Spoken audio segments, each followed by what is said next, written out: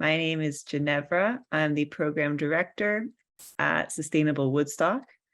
We were founded in 2009, and we are a nonprofit community and environmental action and education organization that builds on Woodstock's legacy as birthplace of the modern conservation movement. If you hear noises, that's a dog. Our vision promotes vibrant, inclusive, thriving communities where we live sustainably now and into the future. So I'm going to go ahead and introduce you, Rob. Rob grew up in Wisconsin and trained as a chemist, earning a PhD in chemistry from MIT. He taught chemistry for 10 years at the University of Maine at Orono, and then worked for 10 years in pharmaceutical drug discovery at Glaxo Wellcome in North Carolina. He moved to Vermont in 2001. After taking a few years off to be an at-home dad, Rob joined the Vermont Institute of Natural Science and then left FINS to help join the Four Winds Nature Institute. He retired from Four Winds in 2017. He and his wife, Jennifer Grant, live in Hartland, where he is currently the chair of the Hartland Conservation Commission. Okay, I think that is all for me, Rob, so I will let you go ahead and get started. Okay, thank you. Thanks, Ginevra, for the introduction, and thank all of you for coming. I call this thing that I've done a guide to long-range energy planning, and maybe I'll share my screen so we can see the slides.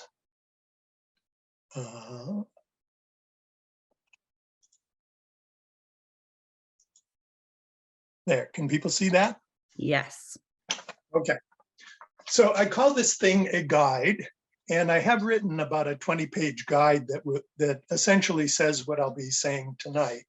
But it's really also, you can think of it as sort of a travel log, because it's talking about a journey that Jennifer, my wife, and I set out on about a year and almost a year and a half ago now, to try to reduce the amount of carbon that we were generating in our lives. And so my hope is that this will encourage you to start thinking about your own journey and maybe begin to move in this direction as well.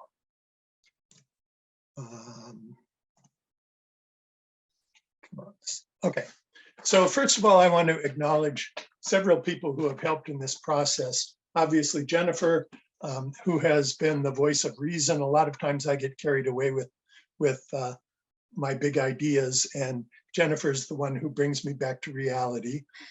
Also, the Hartland Energy Committee, particularly Sarah Bruce and Ariel Arwin, Carl Kemnitzer, who have all read the guide and given me feedback. They've listened to my talk and given me feedback on that, and that's been extremely helpful.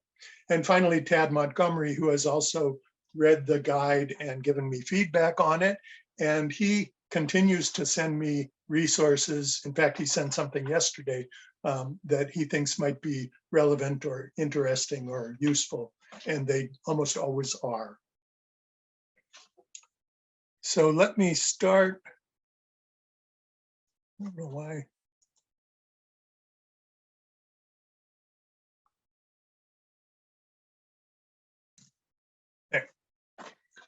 So I want to start with a quote. This is one of those quotes you pull off the internet that aren't credited to any particular person, but this one I thought was helpful because it says, focus on where you want to go, not where you currently are. And I think that this is important, particularly when we're dealing with climate change, because the problem can be so overwhelming that if you think too much about it, you can just get paralyzed. And so this guide and the work that I've been doing is my way of trying to make some small steps that make me feel like I'm progressing.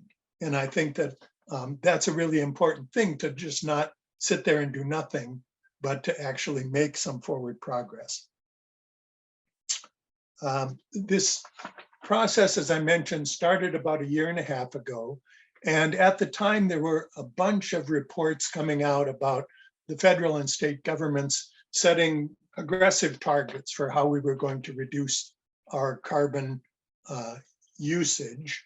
And it got me thinking that we needed to do more than we were.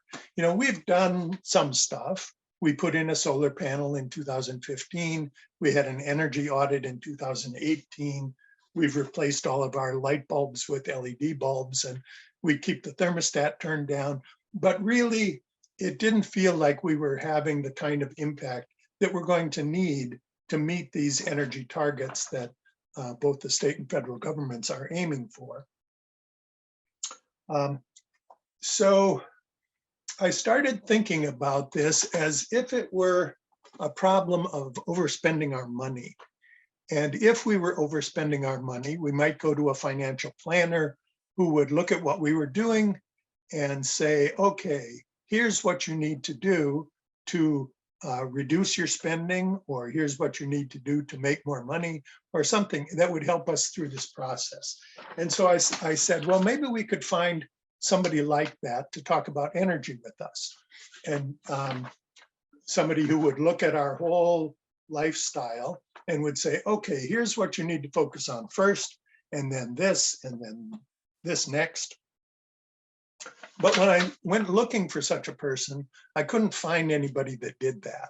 You can find people who talk about electric vehicles, you can find people who talk about heat pumps, but somebody who looks at the whole picture was hard to find.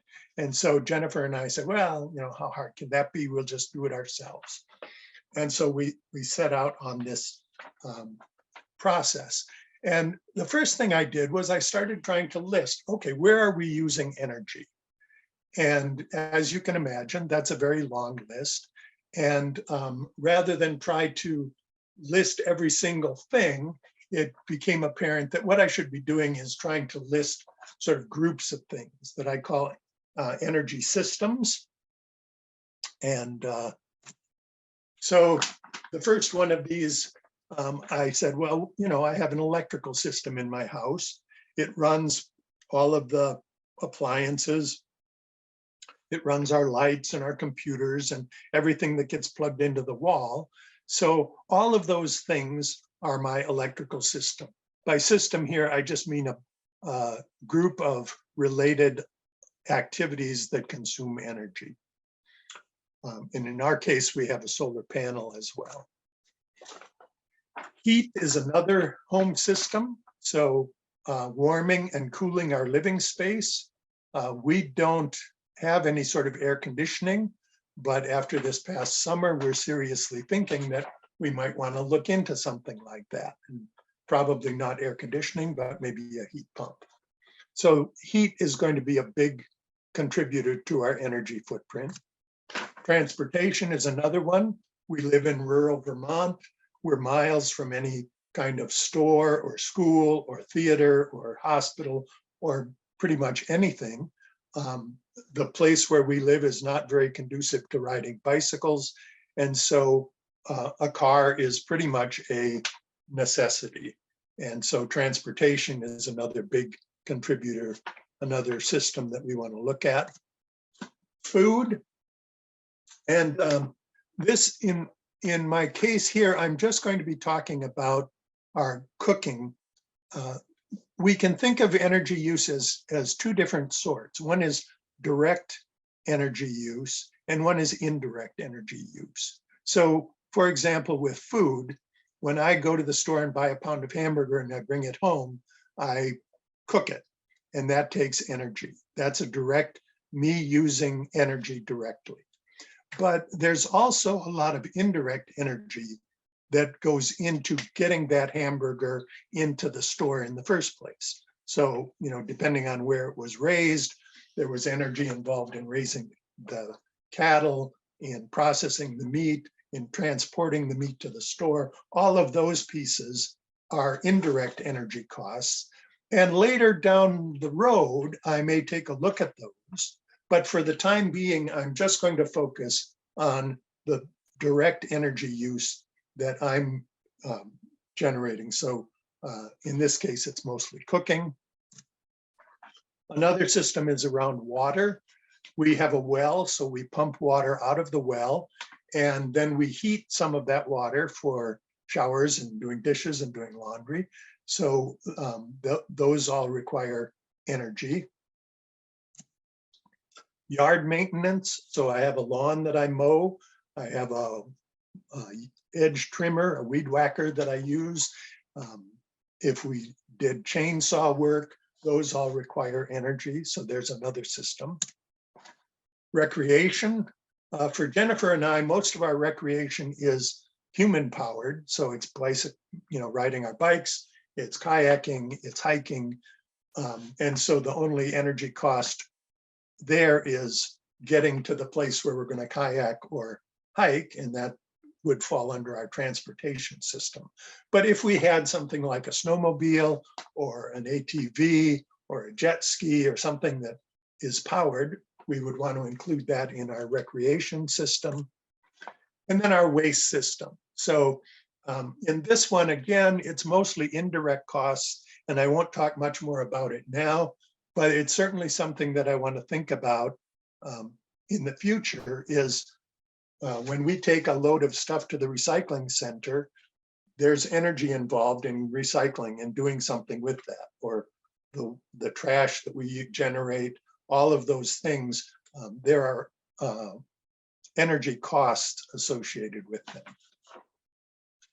So now I've divided all of my energy use that I could think of into a set of home systems.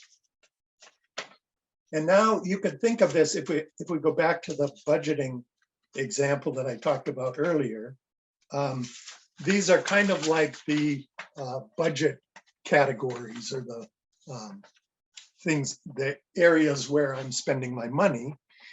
And now I have to try and figure out what to do with this. Now imagine if you were doing a budget and you bought your gas using dollars, and you paid the mortgage using rubles, and you bought your food with pesos, and everything that you spent was in a different currency. Trying to budget that way would make no sense at all, and it would be extremely clumsy and frustrating. The same thing is true here. And so what we're going to do is we're going to convert our energy use in each of these systems to some kind of a common unit.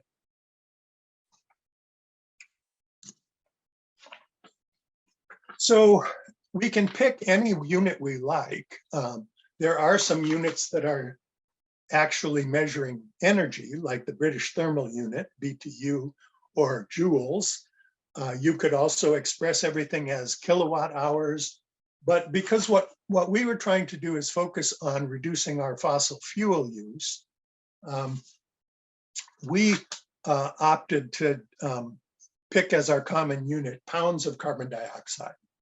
And so now we want to go through and express everything from each of our systems in that unit, so pounds of carbon dioxide.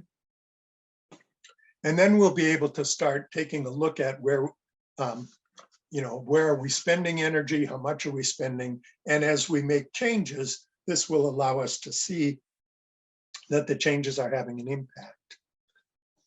To do this, good record keeping is essential. And in fact, much of the first year that I was working on this plan, it was about trying to put in place systems for keeping better records. I had some idea of what we were using in terms of energy, but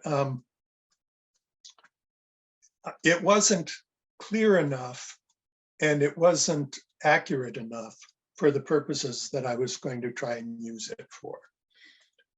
Another point that I want to bring up here is that consistency is at least as important as accuracy. And by that, I mean that, let's take gasoline, for example. If we wanted to express how many pounds of carbon dioxide do we generate when we burn a gallon of gasoline in our car, you can go to the internet and it's fairly easy to get some conversion factors. But then if you start thinking about, well, is it high test gasoline or is it the octane 87 stuff? Is it got alcohol in it? Does that make a difference? Does the temperature make a difference? Does how fast I'm driving make a difference? And probably the answer to all of those things is yes. But if I spend time trying to get exactly how many pounds per gallon I'm using, I'll be halfway through my energy plan, and all I'll be doing is still getting conversion factors. The important thing is to pick a conversion factor and then use that consistently throughout your work. Because what we'll be ultimately trying to do is reduce the number of gallons of gasoline that we use, and that will automatically reduce the pounds of carbon dioxide that we're using. But we don't need to know with a great deal of accuracy what that carbon dioxide level is.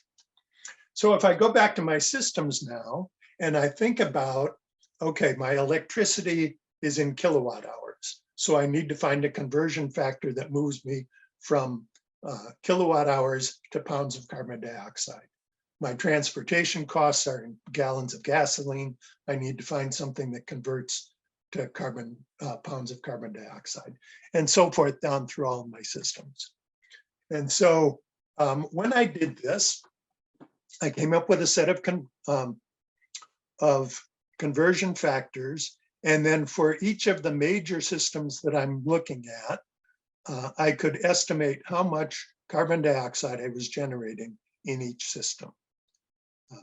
Some of these are very rough estimates because as I mentioned earlier, I hadn't been keeping accurate enough records. But as I move forward now with some good record keeping in place, these estimates will get much closer to the correct. So if I graph this, this is what the first pass looks like. Now these are numbers based on 2020 because that was the latest year that I had a full year's worth of data for. I've done this again in 2021, and we'll talk about that later on in the talk. But one of the really interesting things, let's see if I can get my cursor here. Look at that electrical line, right? So that was about 107 pounds of carbon dioxide for the entire year's worth of electricity. Now, what that tells me is that, yes, I can go around and turn off my electric lights when I'm not in the room. I can do, I can fiddle around a little with electric, but even if I cut my entire electric use out, I would not be saving all that much in terms of pounds of carbon dioxide. That 107 pounds represents about 5.5 gallons of gasoline. So it's not even a tank of gasoline. So that I thought was really an interesting thing, and I'll come back to that in just a minute. Yard maintenance, again, I was taking a guess here. Food, heat, as I would have predicted, heating my living space, heating hot water, and transportation are really the big contributors here. So if I'm going to cut down my pounds of carbon dioxide, these are the places where I should be looking. All right, so then I'll come back to this question of why is our electricity so low? And it turns out that we are sort of lucky because we live where we live. If we lived in West Virginia and we had a coal-fired power plant generating our electricity, we would be producing about 2.23 pounds of carbon dioxide per kilowatt hour that we use. If we had a petroleum-fired plant, it's about 2.13 pounds. Natural gas is about 0.91 pounds. But Green Mountain Power, which is where we get our electricity, the portfolio of energy sources that they use is primarily hydropower and solar. And so the amount of carbon dioxide that they generate per kilowatt hour is only 0.038. That's their estimate. Now we could argue with, maybe they're not counting hydro as highly as they should, But even if they were wrong by a factor of 2, it's still a very small number relative to some of these other sources of producing electricity. Home solar, we would like to think of as being carbon free, but it's not, because there are carbon costs, there are indirect carbon costs with the mining of the materials and the producing of the solar panels themselves. So if you factor those in over the lifetime of a solar panel, it works out to about 0.013 pounds of carbon dioxide per kilowatt hour. And so if you compare the amount of carbon you produce with the Green Mountain Power portfolio to coal-fired power plants, that's about a factor of 60 times less carbon we're producing per kilowatt hour. Now, if we lived in West Virginia and I did that same map that you were just looking at, the bar for electricity would be one of the bigger ones in the graph. So just because we live where we live and the portfolio is the way it is, our carbon produced is very small for electricity. Okay, so now I want to go through each of my systems and I want to identify things that I can do that will reduce the amount of carbon dioxide I'm generating in that system. Now, this can come about in one of two ways. I can either reduce the energy use, or I can try and switch to a cleaner energy source. So for example, I might switch from fuel oil to electricity as a source of my whatever I'm using in that system. And if I do that, then my carbon dioxide will go down. So for example, under my heating system, I could do an energy audit. We've done one of these now in 2018, but that's an important first step if someone hasn't done that. I can insulate the house, I can weather strip around the doors and windows, I could replace the oil boiler with a heat pump. So these are all things that I can do that would bring down the amount of carbon dioxide I'm generating in my heating system. For my electrical system, it was very interesting when I started looking. Green Mountain Power actually can give you your energy use, your electricity use, hour by hour, 24/7, by just going to their website. And so one of the interesting things I learned when I went looking was that if we're gone, if we leave the house for several days, the house is still using a fair bit of energy.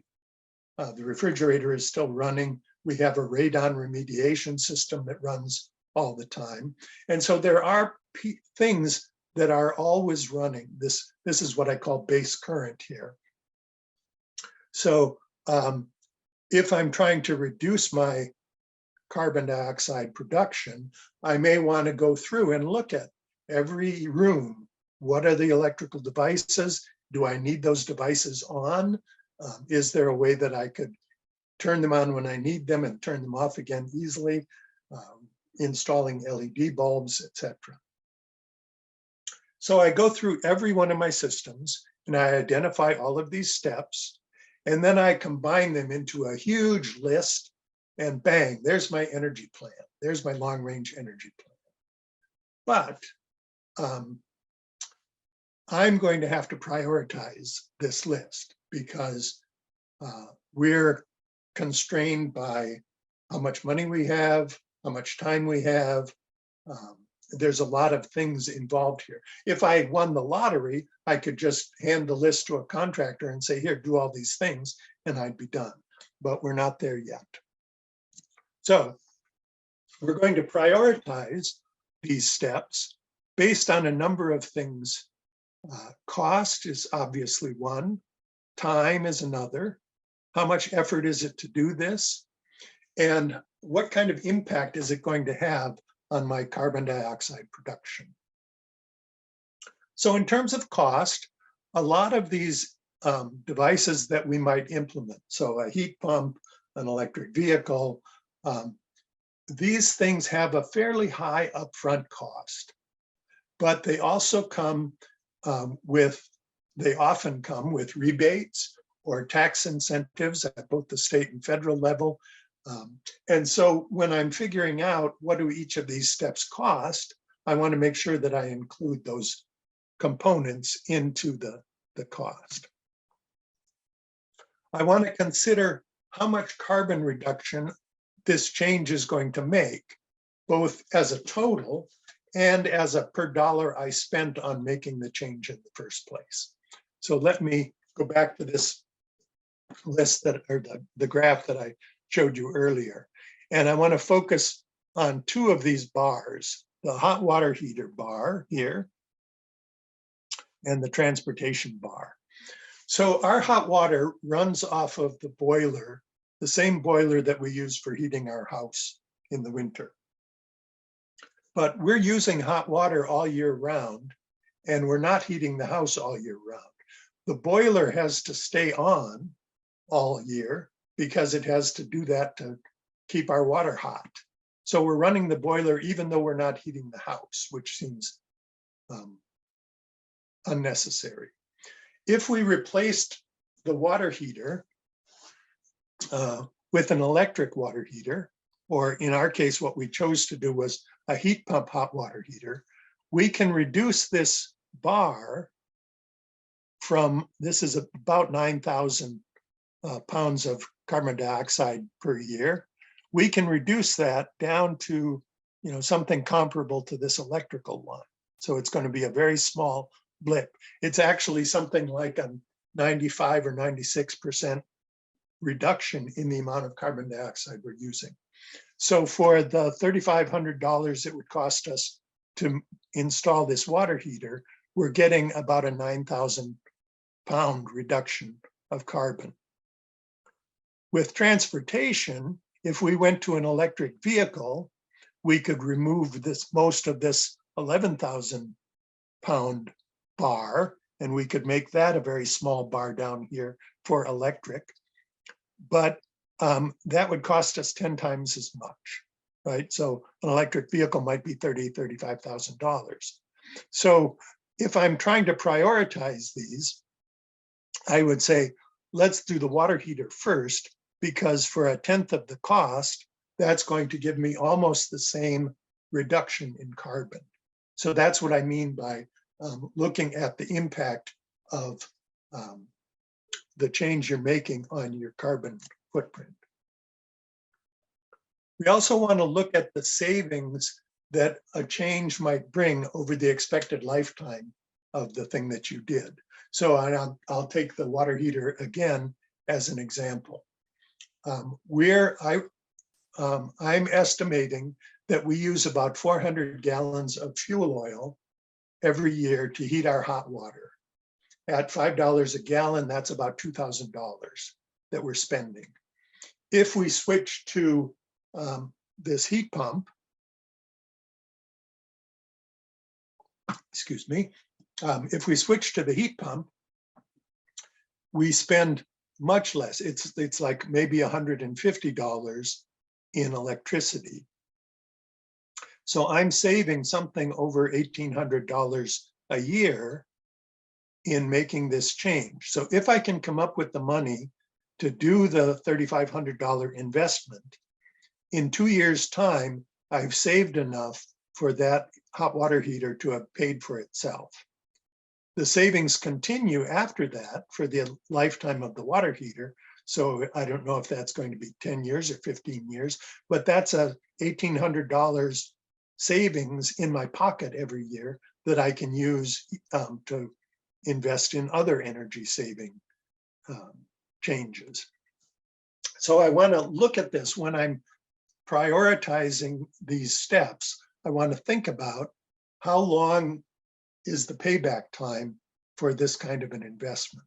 For my solar panel, another example, we got the solar panel in 2015, and based on its track record to this point, it looks like about an 11-year time frame and then it will have paid for itself. And then the remaining 14, 15 years of its lifetime, that money is just, that's free money for us. So you want to take a look at this cost savings that you might get. Finally, a thing that you might want to think about, in all of these areas, the technology is changing quickly. So if you look at electric vehicles, they're getting better every year, they're getting cheaper every year. If you look at heat pumps, they're getting better every year, they're getting cheaper every year. And so you might say to yourself, well, maybe I should wait. And if I wait for 5 years, the technology will be better, they'll be cheaper.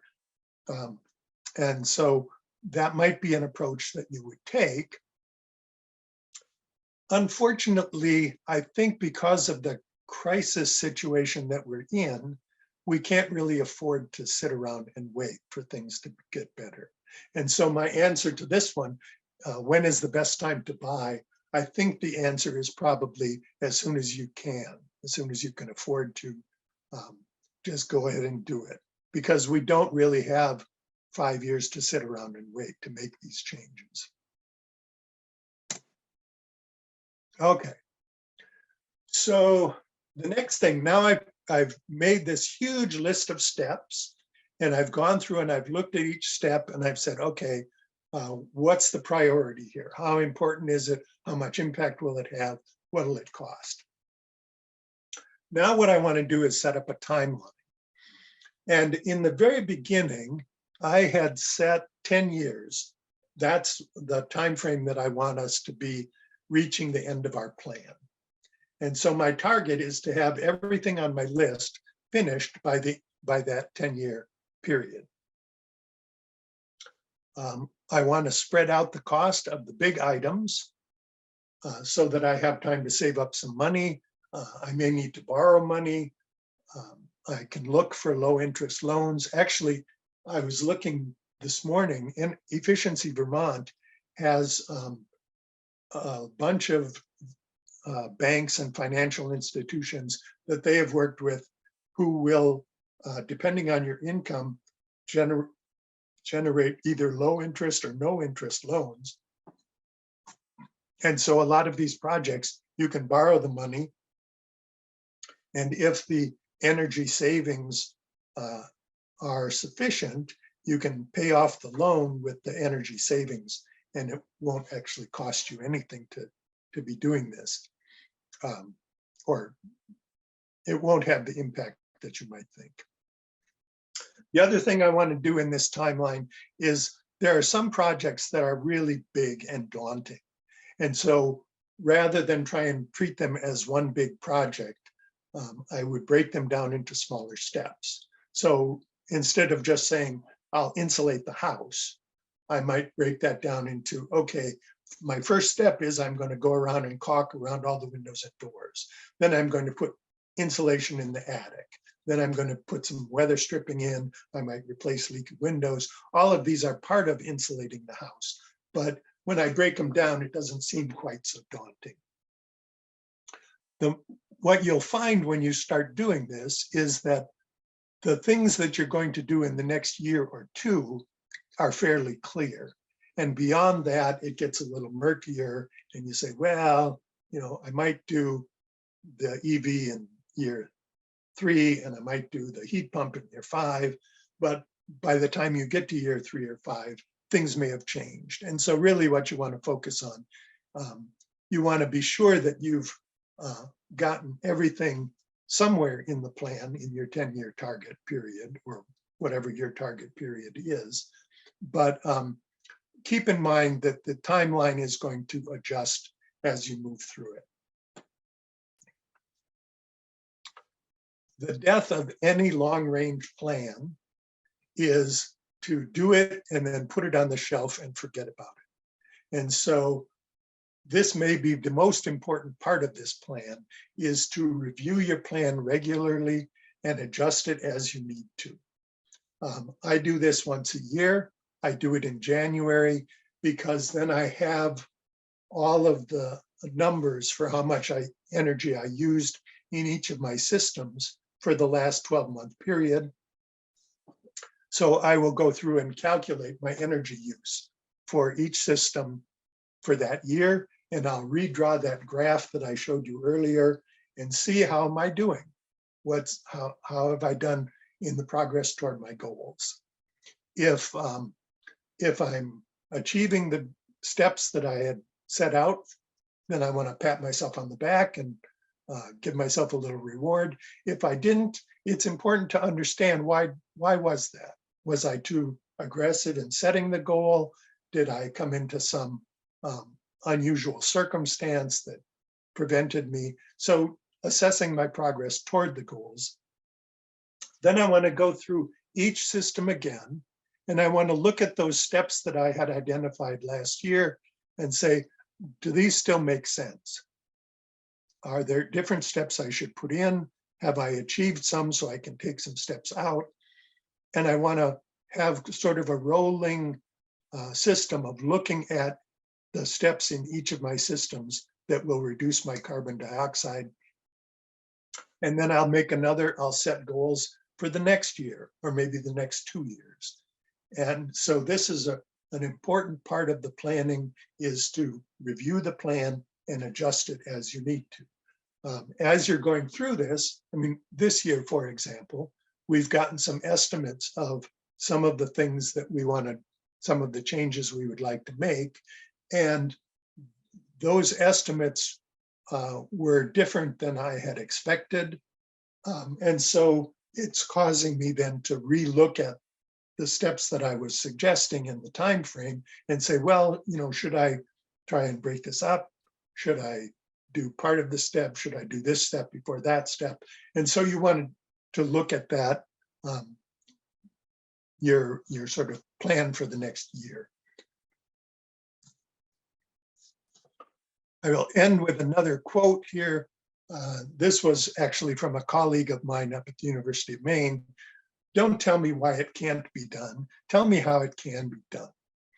It's very easy when you set out on something like this, or when you hear about somebody else's plan, to find reasons why, oh, that won't work, or this should be done different. And that's okay if the goal is that you are going to come up with a better plan yourself and you're actually going to do something. Rather, if what you're doing is just saying, oh, that can't be done, or oh, that's too expensive, then you're defeating yourself. You're giving up on it.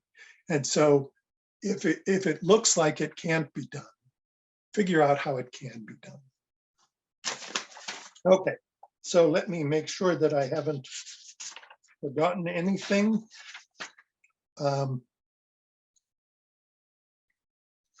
Yeah, so one of the things that you'll discover when you do this is that it starts to change the way you look at the world. And you start thinking about everything that you do. How does this impact my carbon dioxide production? And that's a wonderful change, because I think that that's the sort of change that we need in everybody to really get at this climate change crisis. I was telling Michael before we started that yesterday I was out cutting the lawn, and as I was cutting it, I was thinking, I wonder if there's a better way I could cut the lawn that would use less gasoline. And I came in and I was drawing little pictures, and I think I came up with something that now I want to test out and see. It may be able to save me as much as 20% on the gasoline I'm using for cutting the grass. And it's just little things like that you discover will have an impact. So I have, as I mentioned, I have this guide. I have a 2-page summary of the guide, and I have a checklist that goes along with it. And I also have the slides that I used today. I will send all of those to Ginevra. And so if anybody wants to look at any of that, just get in touch with her, tell her what you want. I also, Ginevra obviously has my contact information. And if anybody wants to talk to me in more detail about their particular situation, or things that we've done that I glossed over, I'm happy to talk more to anyone. So again, just contact Ginevra and she can put you in touch with me. So I think that's all I have, and I'm open to any questions that you might have. Thank you, Rob. And yes, definitely contact me. I can send out the guide to everyone who is registered for this event as an attachment, if that's helpful. So folks just get it automatically, and I can send any other info you'd like. It's very, I get the sense that you're a very practically minded person. I love the kind of deliberative nature that you've gone through each of these steps and each of these systems in your home. So thank you for presenting all that. A lot of the practicality is Jennifer, I have to confess. You're the vision, maybe. Yeah, really great. So Michael and I can get on here now and take questions. I see Robin said, yes, please do. I'm assuming this is sending out the guide. Okay, so I will certainly do that. Let's start. I'll start off with the first one here. How many rebates, tax incentives, and other forms of cost breaks have you been able to leverage while implementing your many energy saving and sustainable household projects? And which did you find the most effective or helpful? Yeah, so when we did the solar panel in 2015, there was almost a 30% tax break on that. So the cost, instead of being full cost, we were paying about 70% of the cost. So that was a huge one. We also get an incentive from Green Mountain Power, although those incentives are much less now than they were in 2015. But for every kilowatt hour that we generate and send back to GMP, we get paid some incentive money on that. So that was a big one. The heat pump hot water heater, I think we got about $400 back on that from Efficiency Vermont.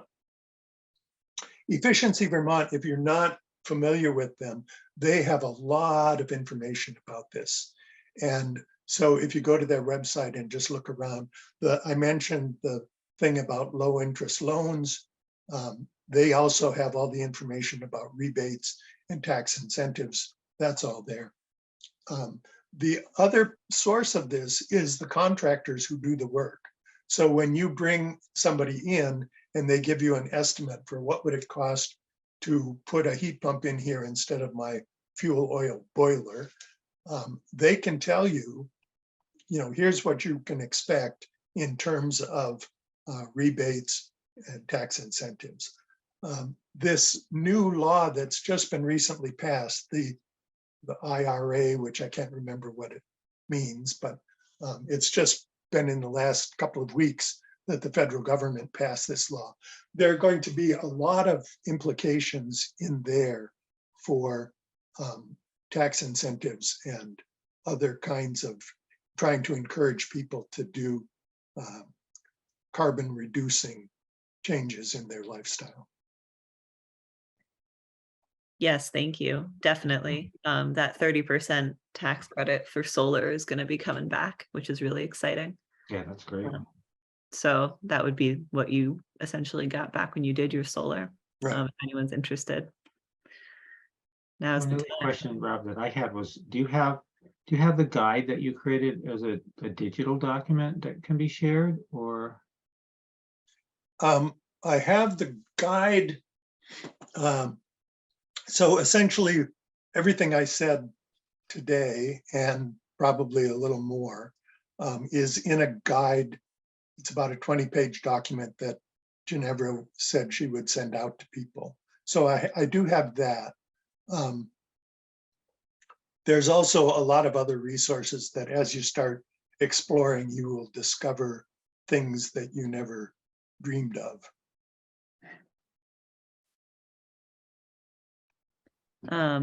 Thank you. We have another question here. Our family had a heat pump at our last home and we loved it, but the electric bill was $400 a month. The home was not that well insulated. I'm saving up for a heat pump in our new home to replace propane. Any advice welcome on how to contain electric costs? Solar panels may be at the end of the 10-year plan, installation maybe this year. Yeah, well, so in any heat-related thing, insulation is your best way to go, because if you're not wasting energy, then that's working in your advantage. So having an energy audit, doing insulation. When I had the energy audit, one of the things they told me is just go around your house with a caulk gun and plug up all the little holes around the windows and around the window sills.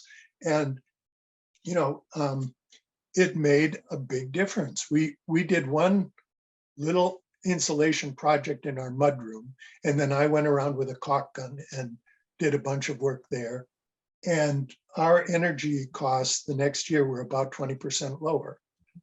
And so that's not, you know, doesn't take a lot of money to go around and caulk your windows and doors. But keeping the heat that you generate in the house is, you know, that's the big one. The other thing is the same that you would do with any heating system is, you know, keep the thermostat low. In the winter time, you want to, you know, put on an extra sweater. In the summertime, keep the thermostat high so that you're not with a heat pump. Actually, it cools your house in the summer if you ask it to, and it heats your house in the winter if you ask it to. And so just put up with a little discomfort. You know, you don't have to have it be ice cold in the summer and blazing hot in the winter. So, you know, lifestyle is another key part of this.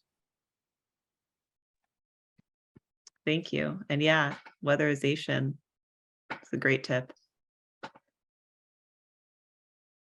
you want to ask the next question, Michael? Yeah, I was just actually typing that. Linda Gray had shared the calculator about what incentives are available and financial incentives through the new Energy Act. I just was typing that into an email so we could save it to send out to people because it looks really good. Yeah, that's a great idea. Yeah.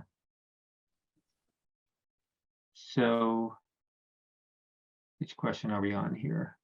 I've got the one from Carla Kimball. I can read it if you want. I've got it in front of me. Yeah, go ahead, please. Thank you for this. Very thoughtful and useful. Does the guide you've created include your conversions to pounds of CO2? Yes. Now, we don't use wood anywhere. And so if you burn wood for heating, either in the form of like a wood stove or a pellet stove, I don't have conversion factors in there, but they're pretty easy. If you go on the web, you can find conversion factors. And once you get something that's reasonably close, as I mentioned, just use it and use it consistently and don't worry too much about, you know, is it 5% off some way? So just go ahead and do it. But the conversion factors that I used are in the guide. Okay, great. Teresa's asking, I recently got an electric battery lawnmower. I don't have to use gasoline, but now I use more electricity. Is it really a savings? Yes, and this is a really good question, because if you were living in West Virginia, the answer would probably be no. But if you're living in Vermont, because of the portfolio of energy sources that Green Mountain Power uses, the answer is probably yes. I mentioned in the slide with the graph, right? My entire energy consumption for the year is less than 5.5 gallons of gasoline. And so with my mower, I probably am using 3 or 4 gallons a year to mow the lawn. So if my energy cost will go up some, but it's not going to double if you look at, all of the things that I'm using electricity for. And so I think that the trade-off is actually that you will save, you'll certainly save in terms of carbon. And I think you'll probably save in terms of money as well. So I'll just follow up, Rob. You said if you compared living in West Virginia versus Vermont, I think probably everybody knew what you were alluding to, but I'll just ask you what exactly would make that difference. Right. It's because in West Virginia, I'm guessing that they generate their electricity by burning coal. And so in addition to all the other nasty things coal puts into the air, it generates a lot of carbon per kilowatt hour. Whereas if you're using hydropower or solar, you're producing much less carbon per kilowatt hour. Thank you. Thank you. And I did put a link in here to Mow Electric, which is a Vermont website on electric lawn care. And there are some great numbers that he breaks down on for commercial lawnmowers, but you can kind of think of it in your own terms, in terms of how much money you're saving and how much carbon. And it's really useful. There are also rebates on electric lawn equipment. So definitely look those up. Yeah, that was a great talk from the fellow from Mow Electric recently. Oh yeah, I'm glad you could come. Yeah, he talked a lot about, and it's not only the gasoline use, but the maintenance costs on an electric mower are a lot less, and an electric car too. We have an electric mower that was donated by an anonymous donor, and also with Woodstock Hardware chipping in some, but we use it at our community garden. And not only is it low maintenance and easy to, put a charge, it lasts 45 minutes. We do the whole garden area, but electric motors have very strong power or torque at a low RPM. So unlike most gas mowers, which if you get into thick, high grass, they'll start really slowing down and sometimes stall, and you'll have to clean out the bottom. The electric mower kind of goes right through a lot of that really thick stuff much better than an electric mower. So that's a real plus too. Yeah, and we have comments on how they're quieter and how they can go a while on charge here, which I've also found with my weed whacker. I was going to ask, since I don't think we have any more questions in the chat, so feel free to enter them. I was just going to ask, what's next in your immediate future for your home, so everyone can hear? Yeah, so one of the things that we had to look at early on was our electrical system. Because if you're going to put a lot of new stuff on your electric, you need to make sure that your electric system can handle it. And one of the problems that we've run into is that our electric service is 100 amps. A lot of the newer homes are 200 amps, but ours was not built that way. And so as you start putting more and more things, if you put heat pumps and heat pump hot water heaters and electric vehicle charging, if you put all of that stuff in, you have to seriously look at your electric system and try and balance, because you can't ever exceed 100 amps or you'll blow your fuse. So, you might have to think about, well, I can only charge my electric vehicle at night, or I can only run the dryer in time periods where I'm not doing something else that's using a lot of heat. So one of the things we've looked at is, could we upgrade to a 200 amp service? That would give us a lot more flexibility about adding things. The jury is still out on that. It would be very expensive for us to make that upgrade, but it may limit us if we don't make the upgrade. It may limit us as to what we can do. We're looking at heat pumps. The fellow that came and talked to us said our house would be best served by having two different systems. one that worked on one side of the house, one that worked on the other side of the house. And so that actually gives us some flexibility, because we can say, maybe instead of doing both of them at the same time, we can do one first and then put off doing the other one for a while. And so there are, I think that the big things for us are the electrical system, looking at heat pumps, and looking at an electric vehicle.